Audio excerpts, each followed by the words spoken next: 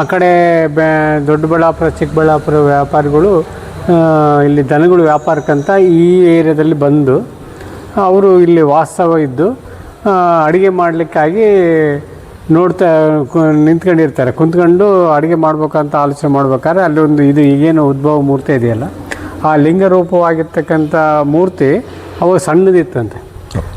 ನೀವಿಲ್ಲಿ ನೋಡಬಹುದು ಶ್ರೀ ಉದ್ಭವ ವೀರಭದ್ರೇಶ್ವರನ ಒಂದು ಲಿಂಗ ರೂಪದಲ್ಲಿರ್ತಕ್ಕಂಥ ಒಂದು ಮೂರ್ತಿಯನ್ನು ನೀವು ದರ್ಶನ ಮಾಡ್ಬೋದು. ಈ ಗ್ರಾಮಕ್ಕೆ ವ್ಯಾಪಾರಕ್ಕಾಗಿ ಬಂದಿರತಕ್ಕಂಥ ವ್ಯಾಪಾರಿಗಳಿಗೆ ಗೋಚರಿಸತಕ್ಕಂಥ ಈ ಒಂದು ಶ್ರೀ ಉದ್ಭವ ವೀರಭದ್ರೇಶ್ವರನ ಒಂದು ಮೂರ್ತಿ.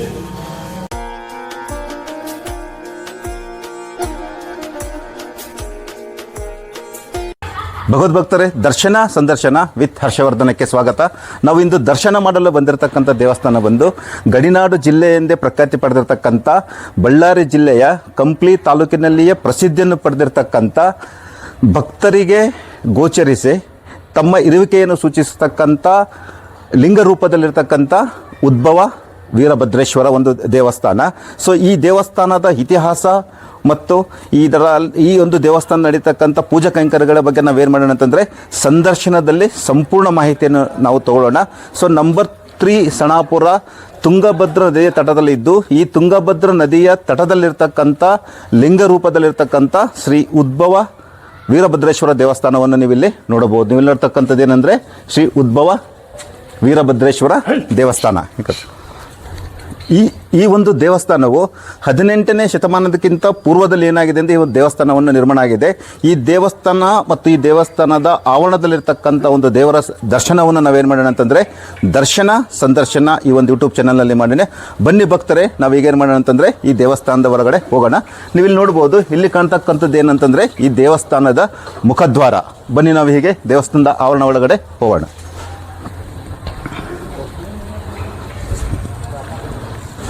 ಈ ದೇವಸ್ಥಾನದ ಮುಖದ್ವಾರದಿಂದ ಒಳಗಡೆ ಬಂದ ತಕ್ಷಣ ಈ ಮುಖದ್ವಾರದ ಪಕ್ಕದಲ್ಲಿ ಏನಾಗುತ್ತೆ ಅಂದ್ರೆ ನಮಗೆ ಬಹಳ ಪುರಾತನವಾಗಿರ್ತಕ್ಕಂಥ ಒಂದು ಭದ್ರಕಾಳಿಯ ಮೂರ್ತಿ ಏನಾಗುತ್ತೆ ನಮಗೆ ನೋಡಲು ಸಿಗುತ್ತದೆ. ನೀವು ನೋಡ್ಬೋದು, ಇಲ್ಲಿ ಕಾಣ್ತಕ್ಕಂಥದ್ದು ಯಾರಪ್ಪ ಅಂತಂದ್ರೆ ಭದ್ರಕಾಳಿ. ಇದು ಸಮೇತನು ಈ ದೇವಸ್ಥಾನ ನಿರ್ಮಾಣವಾದಾಗ ಪ್ರತಿಷ್ಠಾಪನೆ ಮಾಡಿರ್ತಕ್ಕಂಥ ಒಂದು ಮೂರ್ತಿ.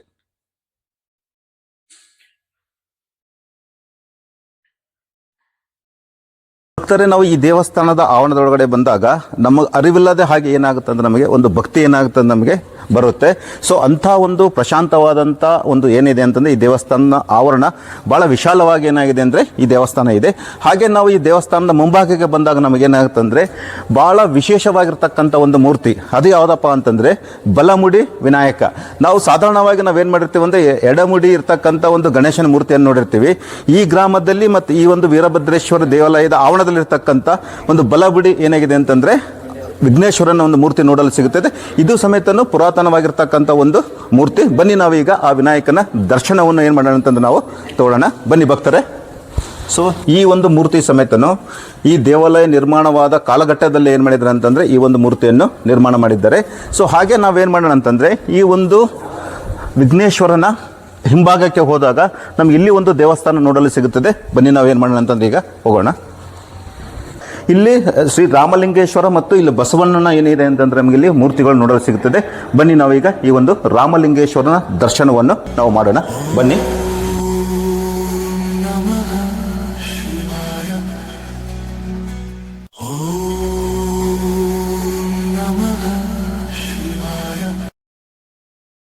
ಭಗವದ್ಭಕ್ತರೇ, ಈ ದೇವಸ್ಥಾನದ ಆವರಣದಲ್ಲಿ ಮತ್ತೊಂದು ಪುರಾತನವಾಗಿರ್ತಕ್ಕಂಥ ಶ್ರೀ ಆಂಜನೇಯ ಸ್ವಾಮಿಯ ಒಂದು ದೇವಸ್ಥಾನ ಏನಾಗಿದೆ ಅಂದರೆ ನಿರ್ಮಾಣ ಮಾಡಿದ್ದಾರೆ. ಈ ದೇವರ ಶ್ರೀ ಆಂಜನೇಯ ಸ್ವಾಮಿಯ ದರ್ಶನವನ್ನು ಪಡೆಯೋಣ. ಬನ್ನಿ.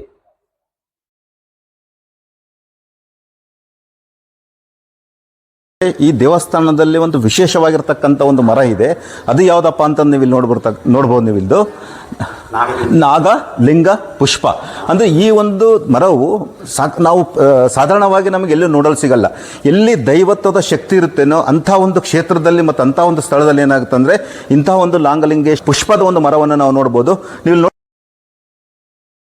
ದಲ್ಲಿ ಮುಖ್ಯವಾದ ಒಂದು ದೇವರು ಅಂದರೆ ಲಿಂಗ ರೂಪದಲ್ಲಿರ್ತಕ್ಕಂಥ ಶ್ರೀ ವೀರಭದ್ರೇಶ್ವರನ ಒಂದು ದರ್ಶನವನ್ನು ನಾವೇನು ಮಾಡೋಣ ಅಂತಂದರೆ ಈಗ ಮಾಡೋಣ. ಬನ್ನಿ ಭಕ್ತರೇ.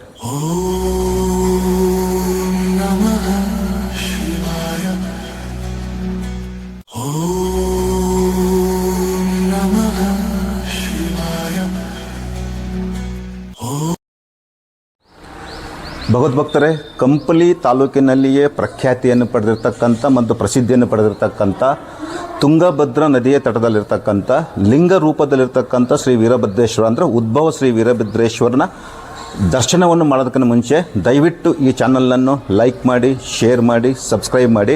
ಮುಂಬರುವ ವಿಡಿಯೋಗಳ ನೋಟಿಫಿಕೇಷನ್ಗಾಗಿ ಕೆಳಗಡೆ ಕೊಟ್ಟಿರ್ತಕ್ಕಂಥ ಬೆಲ್ ಬಟನನ್ನು ಒತ್ತೋದನ್ನು ಮರಿಬೇಡಿ. ಬನ್ನಿ ನಾವೇನು ಮಾಡೋಣ ಅಂತಂದರೆ ಈಗ ಶ್ರೀ ಉದ್ಭವ ವೀರಭದ್ರೇಶ್ವರನ ಒಂದು ದರ್ಶನ ಸಂದರ್ಶನ ಈ ಒಂದು ಯೂಟ್ಯೂಬ್ ಚಾನಲಲ್ಲಿ ಮಾಡೋಣ. ಬನ್ನಿ ಭಕ್ತರೇ.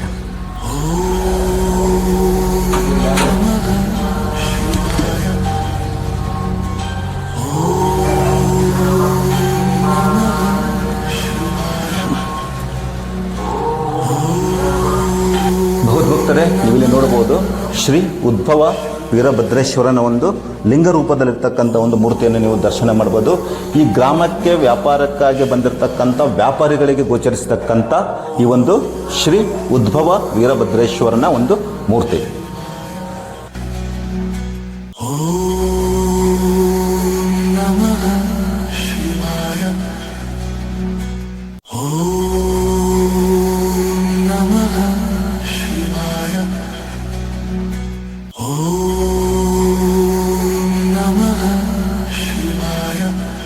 ಭಕ್ತರೇ, ವೀರಭದ್ರೇಶ್ವರ ದೇವರ ಮುಖ್ಯ ಗುಡಿಯ ಬಲಭಾಗಕ್ಕೆ ಬಂದಾಗ ನಮಗೇನು ಸಿಗುತ್ತೆ ಅಂತಂದರೆ ನೀವು ನೋಡ್ಬೋದು, ನಮಗೆ ಸಿಗ್ತಕ್ಕಂತಂದರೆ ಭಾಳ ಪುರಾತನವಾಗಿರ್ತಕ್ಕಂಥ ಒಂದು ಬಾವಿ. ಅಂದರೆ ಪುರಾತನವಾಗಿ ಈ ಬಾವಿಯಿಂದನೇ ಈ ಗ್ರಾಮದ ಜನರಿಗೆಲ್ಲ ಏನಾಗ್ತಿತ್ತು ಅಂದರೆ ಒಂದು ನೀರಿನ ಸರಬರಾಜು ಆಗುತ್ತಿತ್ತಂತ. ಅದೇ ಈ ಬಾವಿಯ ಮುಂಭಾಗಕ್ಕೆ ಬಂದಾಗ ನಮಗೆ ನೀವಿಲ್ಲಿ ನೋಡ್ಬೋದು ಎಂಥ ಅದ್ಭುತವಾಗಿ, ಎಂಥ ಸುಂದರವಾಗಿ ಏನು ಮಾಡಿದ್ದಾರೆ ಅಂತಂದರೆ ಇಲ್ಲಿ ಈ ನಾಗ ದೇವತೆಗಳನ್ನು ಏನು ಮಾಡಿದ್ದಾರೆ ಅಂದರೆ ಪ್ರತಿಷ್ಠಾಪನೆ ಮಾಡಿರ್ತಕ್ಕಂಥದ್ದು ನಮಗೆ ಗೋಚರಿಸುತ್ತದೆ. ಭಗವದ್ಭಕ್ತರೇ, ಈ ಒಂದು ದೇವಸ್ಥಾನದ ಧರ್ಮದರ್ಶಿಗಳಾಗಿರ್ತಕ್ಕಂಥ ಶ್ರೀ ಮೂಕಯ್ಯ ಸ್ವಾಮಿಯವರನ್ನು ಸಂದರ್ಶನ ಮಾಡಿ ಈ ದೇವಸ್ಥಾನದ ಇತಿಹಾಸವನ್ನು ಏನು ಮಾಡೋಣ ಅಂತ ನಾವು ಸಂಪೂರ್ಣ ಮಾಹಿತಿಯನ್ನು ಪಡೆಯೋಣ. ಸರ್ ನಮಸ್ಕಾರ. ನಮಸ್ತೆ. ದರ್ಶನ ಸಂದರ್ಶನ ಎಂದು ಯೂಟ್ಯೂಬ್ ಚಾನಲ್ಗೆ ತಮಗೆ ತುಂಬ ಹೃದಯದ ಸ್ವಾಗತ. ಸರ್, ಈ ಒಂದು ಗ್ರಾಮದಲ್ಲಿ ಅಂದರೆ ನಂಬರ್ 3 ಸಣಾಪುರ ಗ್ರಾಮದಲ್ಲಿ ತುಂಬ ಜಾಗೃತವಾಗಿರ್ತಕ್ಕಂಥ ಲಿಂಗ ರೂಪದಲ್ಲಿರ್ತಕ್ಕಂಥ ಶ್ರೀ ಉದ್ಭವ ವೀರಭದ್ರೇಶ್ವರ ಈ ಒಂದು ದೇವರ ಇತಿಹಾಸ ಏನಿದೆ ಸರ್? ಇದು ಇತಿಹಾಸ ಅಂತಂದರೆ, ಹಿಂದೆ ನಮ್ಮ ಊರಿಗಿಂದ 1 ಕಿಲೋಮೀಟ್ರ್ ಒಳಗಡೆ ಅರಳಹಳ್ಳಿ ಅಂತ ಇತ್ತು. ಆಮೇಲೆ ಇದು ಇಲ್ಲೆಲ್ಲ ಜಾಲಿ ಬೆಳೆದು ಇಲ್ಲೆಲ್ಲ ಫಾರೆಸ್ಟ್ ಇತ್ತವಂತೆ. ನಮ್ಮ ಇತಿಹಾಸ ಹಿರಿಯರು ಹೇಳಿದ ಪ್ರಕಾರ ಅಡವಿಯಲ್ಲಿ ಇಲ್ಲೆಲ್ಲ ಜಾಲಿ ಇದ್ದು ಬೇರೆ ಆ ಕಡೆ ದೊಡ್ಡಬಳ್ಳಾಪುರ, ಚಿಕ್ಕಬಳ್ಳಾಪುರ ವ್ಯಾಪಾರಿಗಳು ಇಲ್ಲಿ ದನಗಳು ವ್ಯಾಪಾರಕ್ಕಂತ ಈ ಏರಿಯಾದಲ್ಲಿ ಬಂದು ಅವರು ಇಲ್ಲಿ ವಾಸ್ತವ ಇದ್ದು ಅಡುಗೆ ಮಾಡಲಿಕ್ಕಾಗಿ ನಿಂತ್ಕೊಂಡಿರ್ತಾರೆ. ಕುಂತ್ಕೊಂಡು ಅಡುಗೆ ಮಾಡ್ಬೇಕಂತ ಆಲೋಚನೆ ಮಾಡ್ಬೇಕಾದ್ರೆ ಅಲ್ಲಿ ಒಂದು ಇದು ಈಗೇನು ಉದ್ಭವ ಮೂರ್ತಿ ಇದೆಯಲ್ಲ, ಆ ಲಿಂಗ ರೂಪವಾಗಿರ್ತಕ್ಕಂಥ ಮೂರ್ತಿ ಅವಾಗ ಸಣ್ಣದಿತ್ತಂತೆ, ಆ ಒಲೆ ಇಡೋಷ್ಟು ಹೈಟ್ನಾಗಿತ್ತಂತೆ. ಆಮೇಲೆ ಅದಕ್ಕೆ ಇನ್ನೂ 1-2 ಕಲ್ಲು ಸೇರಿಸಿ ಅಡುಗೆ ಮಾಡೋಕ್ಕೆ ಬೆಂಕಿ ಹಚ್ಚಾರ. ಆವಾಗ ಅವ್ರಿಗೆ ಬಂದವರೆಲ್ಲರಿಗೆ ಏನು ಎತ್ತು ಮಾರಕ್ಕೆ ಬಂದಿದ್ರಲ್ಲ ಅವರಿಗೆ ಒಬ್ಬರಿಗೆ ಎಲ್ಲರಿಗೂ ಕಣ್ಣುಗಳು ಕಾಣ್ದಂಗೆ ಆಗ್ಯಾವ. ಇದೇನಿದೆ ಅಂತೇಳಿ ಅಂದಾಗ ಅವಾಗ ಅದ್ರಾಗ ಒಬ್ಬರಿಗೆ ಮೈಯಲ್ಲಿ ಬಂದು, ನಾನಿಲ್ಲಿ ಲಿಂಗ ರೂಪದಲ್ಲಿ ಉದ್ಭವ ವೀರಭದ್ರ ಇದ್ದೀನಿ, ನೀವು ನನಗೆ ಬೆಂಕಿ ಹಚ್ಚಿರಲ್ಲ ಅಂದರೆ, ಇಲ್ಲಪ್ಪ ಗೊತ್ತಿಲ್ಲ, ನಮಗೆ ತಪ್ಪಾಗಿದೆ ಅಂಥೇಳಿ ಅವರು ಕ್ಷಮಾಪಣೆ ಮಾಡ್ಕೊಂಡು ತಮ್ಮದೆಲ್ಲ ವ್ಯಾಪಾರ ಮುಗಿಸ್ಕೊಂಡು ಬಂದ ಲಾಭದಲ್ಲಿ ಸಣ್ಣದು ಒಂದು ಗರ್ಭಗುಡಿ ಏನೈತಲ್ಲ ಪೂರ್ವದ ಗುಡಿ, ಆ ಗರ್ಭಗುಡಿ ಅಷ್ಟೇ ಕಟ್ಟಾರೆ. ಆಮೇಲೆ ತದನಂತರವಾಗಿ ಆ ಅರಳಹಳ್ಳಿ ಹಾಳಾಗಿ ಹೋಗ್ತದೆ. ಅರಳಹಳ್ಳಿ ಹಾಳಾಗಿಂದೆ ಅಲ್ಲಿರ್ತಕ್ಕಂಥ ಜನ ಇಲ್ಲಿ ಬಂದು ವಲಸೆ ಬಂದು ನೆಲೆಸ್ಯಾರೆ. ವಲಸೆ ಬಂದು ನೆಲೆಸಿಂದೆ ಅವಾಗ ಸ್ವಲ್ಪ ಗುಡಿ ಬಗ್ಗೆ ಇಂಪ್ರೂವ್ ಮಾಡೋಕ್ಕೆ ಪ್ರಯತ್ನ ಮಾಡ್ಯಾರೆ. ಅವಾಗಿನ ಕಾಲಕ್ಕೆ ಇಲ್ಲಿ ಒಂದು ಈ ಬಾವಿ ಏನೋ ಇದೆಯಲ್ಲ, ಈ ಬಾವಿ ದೊಡ್ಡದು ಮೊದಲು ತುಂಬಿಕೊಂಡು ಬರ್ತಕ್ಕಂಥ ಒಂದು ಬಾವಿ ಇತ್ತಂತೆ, ಕಲ್ಯಾಣಿ ಆ ಥರ ಬಾವಿ ಇತ್ತು. ಬರ್ತಾ ಬರ್ತಾ ಅದನ್ನು ಬಾವಿ ಉಣ್ಬಿಟ್ಟು ಒಂದು ಈ ಥರ ಮಾಡ್ಯಾರೆ, ಸೇದೋ ಬಾವಿ ಥರ ಮಾಡ್ಯಾರೆ. ಮತ್ತು ಇಲ್ಲಿ ಒಂದು ಆವತ್ತಿನ ಕಾಲದಲ್ಲಿ ಈ ದೇವಸ್ಥಾನಕ್ಕೆ ನಮ್ಮ ಹುಚ್ಚು ಬಸಪ್ಪ ಅಂತೇಳಿ ಪೂಜೆ ಮಾಡ್ತಾಯಿದ್ದಂತೆ. ಪೂಜೆ ಮಾಡಬೇಕಾದ್ರೆ ಆವಾಗ ಇದೆಲ್ಲ ನದಿ ನೀರು ತಂದು ಪೂಜೆ ಮಾಡೋರು. ಆ ನದಿ ನೀರು ತರಬೇಕಾದ್ರೆ ಅದು ಅವಾಗೆಲ್ಲ ಇಲ್ಲೆಲ್ಲ ಗಿಡಗಳು ಎಲ್ಲ ಅಡವಿ, ಆವಾಗ ಹಾವುಗಳು ಗೀವುಗಳು ಅಡ್ಡ ಬರೋದು. ಆಮೇಲೆ ಇಲ್ಲಿ ಬಾವಿತಾಗ ಒಂದು ಸರ್ಪ ಇತ್ತಂತೆ ಅವಾಗ. ಅದಕ್ಕೆ ಇಲ್ಲಿ ಇರ್ತಕ್ಕಂಥ ಒಬ್ಬರು ಗೌಡ್ರು ಮಂತಂದರು ಒಂದು 7 ಸರ್ಪದೊಂದು ಇದು ಮಾಡ್ಸ್ಯಾರ, ಮೂರ್ತಿಯನ್ನು ಮೂರ್ತಿ ಮಾಡಿಸಿದ್ದಾರೆ. ಓಕೆ. ಮಾಡ್ಸ್ಯಾರ. ಹಾಂ ಹಾಂ ಅದ್ರ ನೆನಪಿಗೆ ಆಮೇಲೆ ಇಲ್ಲಿ ಪ್ರತಿ ವರ್ಷ ಜಾತ್ರೆ ನಡೀತೈತೆ. ಓಕೆ. ಕಾರ್ತಿಕ ಮಾಸದಲ್ಲಿ ಒಂದು 45 ದಿವಸ ತ್ರಯೋದಶಿ ಕಾರ್ತಿಕ ಪಾಡ್ಯದಿಂದ ತ್ರಯೋದಶಿವರೆಗೂ 45 ದಿವಸ ನಿತ್ಯ ಕಾರ್ತಿಕೋತ್ಸವ ರಾತ್ರಿ ನಡೀತೈತೆ. ಭಾಳ ವಿಜೃಂಭಣೆಯಿಂದ ನಡೀತೈತೆ. ಆಮೇಲೆ ಪಾಲ್ಗುಣ ಸಿದ್ಧ ದಶಮಿಗೆ ಜಾತ್ರೆ ನಡೀತೈತೆ. ಶಿವರಾತ್ರಿ ಅಮಾವಾಸ್ಯೆ ಅದು 10 ದಿವಸಕ್ಕೆ. ಅದಕ್ಕಿಂತ ಪೂರ್ವಭಾವಿಯಾಗಿ ಈ ಒಂದು ದೇವಸ್ಥಾನ ಇಂಪ್ರೂವ್ ಮಾಡಲಿಕ್ಕೆ ನಮ್ಮ ಚಿಕ್ಕನಕೊಪ್ಪ ಶರಣರು ಒಂದು ಆಶೀರ್ವಾದ ಮಾಡಿ ಸ್ವಲ್ಪ ಎಲ್ಲ ಇಂಪ್ರೂವ್ ಮಾಡಿರಿ ಅಂತ ನಮಗೆಲ್ಲ ಪ್ರೇರಣೆ ಮಾಡಿದ್ರು. ನಮ್ಮ ಊರಿನ ಎಲ್ಲ ಹಿರಿಯರು ಸೇರ್ಕೊಂಡು ಎಲ್ಲರೂ ನಮ್ಮಲ್ಲಿ ಏನಂದರೆ ಒಳ್ಳೆ ಎಲ್ಲರೂ ದೇವಸ್ಥಾನ ವಿಷಯಕ್ಕೆ ಸಹಕಾರ ಕೊಡ್ತಾ ಬಂದ್ದಾರೆ. ಅವರೆಲ್ಲರ ಒಂದು ನಾವೆಲ್ಲ ಒಗ್ಗಟ್ಟಾಗಿರೋದ್ರಿಂದ ಈ ದೇವಸ್ಥಾನದ ಅಭಿವೃದ್ಧಿಗೆ ಎಲ್ಲರೂ ಎಲ್ಲ ಜಾತಿ ಜನಾಂಗದವರು, ಬರೀ ನಮ್ಮವರ ಅಂತ ಏನಲ್ಲ, ಎಲ್ಲ ಜಾತಿ ಜನಾಂಗದವರು ಸಪೋರ್ಟ್ ಮಾಡ್ತಾ ಇದ್ದಾರೆ. ಆಮೇಲೆ ಸರ್ಕಾರದ ಅನುದಾನಗಳನ್ನು ಹಾಕ್ತಾಯಿದ್ದಾರೆ. ಒಂದು ಬಂದವರಿಗೆ ಯಾತ್ರೆ ನಿವಾಸ ಐತೆ. ಆಮೇಲೆ ಬಡವರಿಗೆಲ್ಲರಿಗೆ ಉಪಯೋಗ ಆಗಲಿ ಅಂತೇಳಿ ಒಂದು ಕಲ್ಯಾಣ ಮಂಟಪ ಕಟ್ಸೀವಿ ಸಾರ್ವಜನಿಕರಿಗೆ. ಮತ್ತು ಇನ್ನೂ ಅನೇಕ ಡೆವಲಪ್ಮೆಂಟ್ಸ್ಗಳು ನಮ್ಮ ದೇವಸ್ಥಾನದ ವತಿಯಿಂದ ಮಾಡ್ತಾಯಿದ್ವಿ. ಇದು ಒಂದು ಒಳ್ಳೆ ಈ ನಮ್ಮ ಕಂಪ್ಲಿ ತಾಲೂಕಿನಲ್ಲೇ ಒಂದು ದೊಡ್ಡ ದೇವಸ್ಥಾನ ಅಂದರೆ ಇದು ಭಾಳಷ್ಟು ಅಭಿವೃದ್ಧಿವಂತ ಇದೆ. ಆಮೇಲೆ ಪ್ರತಿ ಅಮಾವಾಸ್ಯೆ ಒಂದು 3,500-4 ಸಾವಿರ ಜನ ಬಂದು ಬೇರೆ ಸ್ಥಳದಿಂದ ಬರ್ತಾರೆ. ಬಂದು ಅಮಾವಾಸ್ಯೆ ದಿವಸ ಪ್ರಸಾದ ಮಾಡಿ ಸ್ವೀಕಾರ ಮಾಡಿ ಹೋಗ್ತಾರೆ. ಒಂದು ಸುಮಾರು ಒಂದು 4 ಕ್ವಿಂಟಲ್ಲು 5 ಕ್ವಿಂಟಲ್ ಅಕ್ಕಿ ಹೋಗ್ತೈತೆ ಅಮಾವಾಸ್ಯೆ ದಿವಸ. ಪ್ರತಿ ಅಮಾವಾಸ್ಯೆ ದಿವಸ ಇಲ್ಲೇನು ವಿಶೇಷತೆ ಏನಂದರೆ ಬೆಳಗಿನ ಜಾವ ಬೇರೆ ಪರಸ್ಥಳದವ್ರು ಭಾಳ ಮಂದಿ ಬಂದು ಹೋಗ್ಬಿಡ್ತಾರೆ. ಅವತ್ತಿನ ದಿವಸ ನಮ್ಮ ಇದ್ದೂರರು ಜಾಸ್ತಿ ದಾಸೋಗದಲ್ಲಿ ಬೆಳಗಿನ ಜಾವ ಇರೋದಿಲ್ಲ. ನಾವು ರಾತ್ರಿ ಎಲ್ಲರೂ ನಮ್ಮ ಸಣ್ಣಾಪುರದವರು ಎಲ್ಲ ಸದ್ಭಕ್ತರು ಇಲ್ಲ ನಿಯರ್ ಕಂಪ್ಲಿ ಅಂತ ಇರ್ತಕ್ಕಂಥವ್ರು ರಾತ್ರಿ ವಸತಿ ಇರ್ತಕ್ಕಂಥ ಜನ ಮಾತ್ರ ಇಲ್ಲಿ ಇರ್ತಾರೆ. ನಾವು ಅವಾಗ ರಾತ್ರಿ ಅಮಾವಾಸ್ಯೆ ದಿವಸ ಇಲ್ಲಿ ಸಣ್ಣದೊಂದು ತೇರು ಐತಲ್ಲ ಅದಕ್ಕೆಲ್ಲ ಅಲಂಕಾರ ಮಾಡಿಬಿಟ್ಟು ಮಡಿತೇರು ಮಾಡಿ ಒಂದು 5 ಸುತ್ತು ಪ್ರದಕ್ಷಿಣೆ ಮಾಡಿ ನಾವು ಇದ್ದವರೆಲ್ಲ ಕುಂತ್ಕೊಂಡು ಇಲ್ಲೆಲ್ಲ ಇದೇ ಇದ್ರಾಗೆ ಫುಲ್ಲು ಒಂದು 1000 ಜನ ಸುಮಾರು ಊಟ ಮಾಡ್ತೀವಿ ಪ್ರತಿ ಅಮಾವಾಸ್ಯೆಗೆ ಮಾಡ್ತೀವಿ. ಆ ಅಮಾವಾಸ್ಯೆನೂ ಮತ್ತೆ ಯಾರು ಬೇಕು ಅವ್ರು ಮಾಡ್ತೀವಿ ಅಂದರೆ ಸಿಗಲ್ಲ.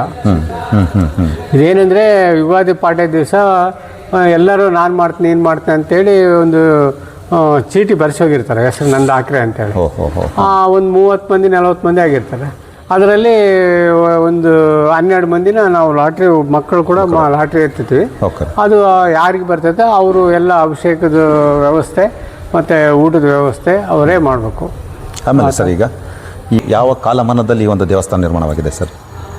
ಇಲ್ಲ ಸೊ ನಮಗೆ ಗೊತ್ತಿರೋ ಇದಂದರೆ ಒಂದು 300 ವರ್ಷದ ಒಂದು ನಾಗಭರಣ ಮಾಡಿದ್ರು. ಅದ್ರ ಮೇಲೆ ಆ ಡೇಟ್ ಐತೆ.